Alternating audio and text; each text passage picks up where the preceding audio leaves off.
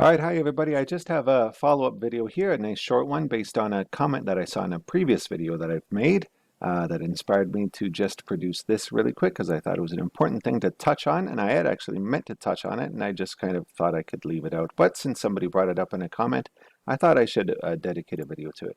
So this is going to actually be part 1B. We're going to go back to part 1B for now, and this is the paradox of nothing as generative principle.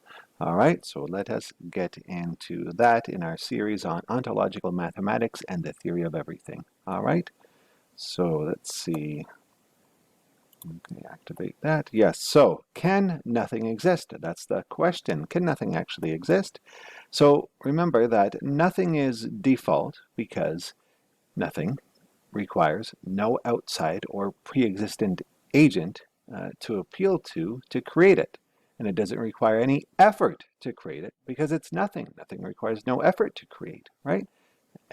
So this is very handy because it halts the problem of infinite regress of having to appeal to something outside of what we perceive as existence to create it, right? So nothing halts the problem of infinite regress of appealing to some outside creative agent to explain existence, right? So that's what is so useful about nothing, and that is why base existence in and of itself has to be nothing, right? However, there was this excellent comment from somebody named with the handle Atman Brahman, very nice handle, and he said, or she said, total nothingness is an impossible state of affairs. Very good point, okay? Because if you think about it, nothing cannot have the quality of existence, can it? Because if nothing had the quality of existence, then it would be something. So nothing cannot have any qualities, can it? Because it's nothing. How could nothing have a quality? If nothing imbued any sort of a quality, then it's no longer nothing. Now it's something. And that's a paradox. So therefore, nothing cannot exist because it cannot imbue that property of existence, because then it would be nothing, right? So you see that we have a paradox, right? Nothing cannot have any qualities such as existence. Therefore, nothing cannot exist, even though nothing should be what exists, because only nothing is what halts the problem of infinite regress of appealing to something outside of something to explain something, which you can just do infinitely, right? So we have a paradox, yes? Nothing shouldn't be able to have the quality of existence, okay? So this is where we come to paradox, and this is the only place where paradox exists, okay? Because as you know in my book, I've explained in my most recent book, Planet Wars, I've explained how paradoxes cannot actually exist and how they are always resolved in mathematics. So likewise, this paradox actually doesn't exist either, and it is resolved, and it is resolved likewise in mathematics. So paradox, nothing must be what exists, since only it appeals to nothing outside of itself to exist. It is the only thing which halts infinite regress. However, nothing cannot have the quality of existence, since then it would be something, refuting itself in its own definition. So resolution, static nothing, indeed, does not have the quality of existence. Remember, I discussed this in a previous video. Static nothing has no manifestation, has no internal parts, has no manifestations, has no properties. So indeed, static nothing indeed does not exist, right? But nothing is still the only thing which can exist. And so the resolution of that paradox is in net nothing via movement. The paradox, the resolution of that paradox is what generates movement, which then creates net nothing. So net nothing via movement has internal parts, and these parts do contain a quality of existence because they're a manifestation, they're a movement, but they still equate to nothing. Yes? So the resolution of the paradox between nothing versus something and nothing not being able to have the quality of existence is movement. The resolution of the paradox is what necessitates movement as net nothing. And remember, this wasn't figured out just at the beginning of this universe. This has permanently existed. This state of affairs has permanently, infinitely, always existed. Okay? It's always been this way. And this is why existence has always existed, as the resolution of this paradox. So the resolution of the paradox is what necessitates movement as net nothing. So nothing must be what exists, but nothing cannot have the quality of existence. Static nothing indeed does not have the quality of the existence. It has no manifestation, right? So static nothing indeed is that thing. It is such a property. But via the PSI, remember, any type of nothing must exist and can exist, yes, because it's still nothing. It's still requiring no outside agent, no outside impetus to create it, yes.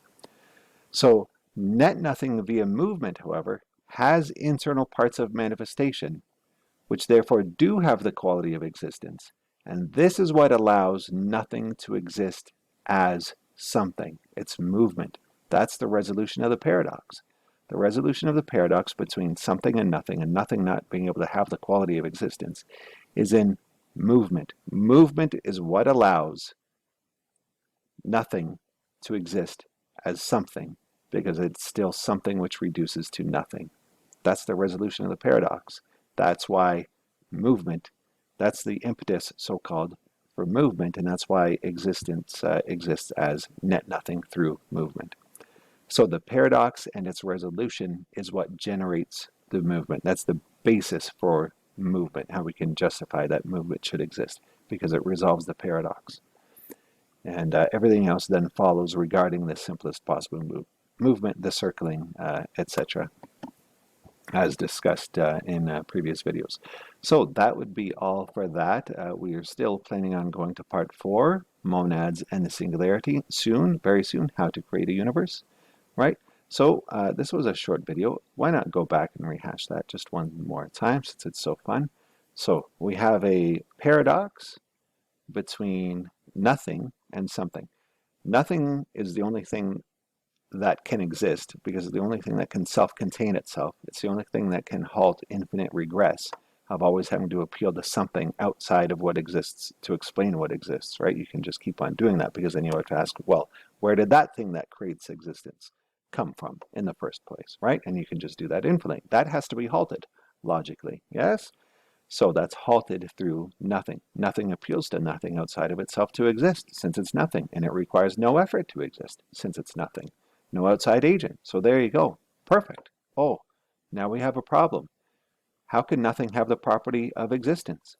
How can nothing have a property? Nothing can't have a property because it's nothing. As soon as nothing has a property, it becomes something, which contradicts itself. Yes? So what's the resolution to that? The resolution is that, indeed, static nothing does not exist. It has no manifestation, it has no parts. It's just a pure static nothing, as you would normally think of nothing, and indeed it is nothing, right? And it indeed does not exist. But then via the PSR, that any type of nothing can exist, and out of the logical necessity of the resolution of the paradox of nothing still being what needs to exist, the resolution of the paradox is in movement.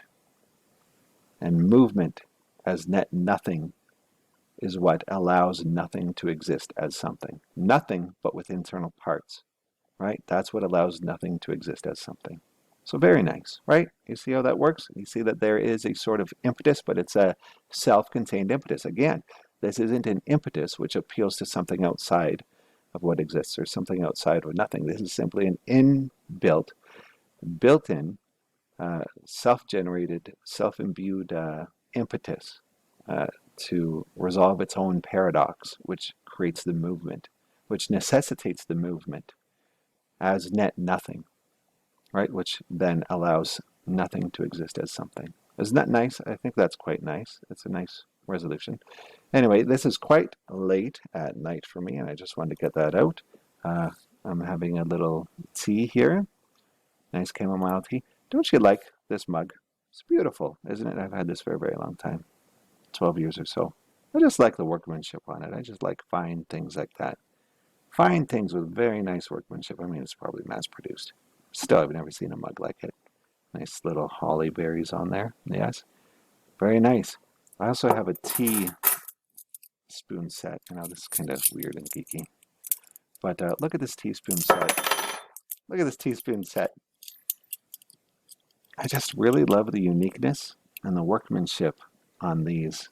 So my daughter and I use these for tea time and reading. Right now we're reading the Lord of the Rings books. We've named all these spoons. This one, can you guess its name? Guess its name now. Look at this pattern here. What's the name of this spoon? Can you guess it? This spoon is named Minnow. Right? So when we have tea, we say, Piper, would you like minnow with your tea? Or something else, as we'll see. So that's minnow. And now let's see this one. Can you guess the name of this spoon? This spoon is named Fern, because this little spiral up here reminds me of the way a fern looks when it's all curled up on the forest floor before it blooms out. Yeah, a young little baby fern.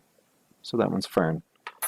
This one, maybe you're getting the sort of theme of our naming conventions now, yeah?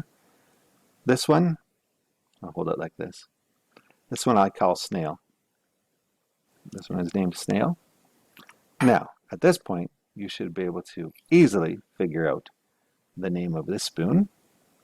Come on, people. You can easily get the name of this one now, can't you? You see my naming convention based on the past three. This one is named Vine. Vine's one of my favorites. And finally, this one. Can you guess the name of this? Please tell me you can guess the name of this one based on the previous names. This one is named Twig. All right, that was quite silly. Okay, hope you're all having a very wonderful time. I am obviously here. Yes? Okay, bye-bye.